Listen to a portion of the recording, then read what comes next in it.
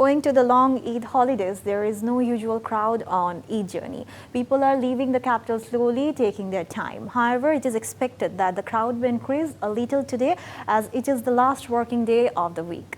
Trains are leaving the capital's Kamalapur railway station as per regular schedule. Considering the additional pressure during Eid, special trains have been added with the regular ones. The railway authorities say that 70 trains, including a special train, will leave and arrive from Dhaka today. The pressure of passengers will increase if government and private offices and garment factories are closed.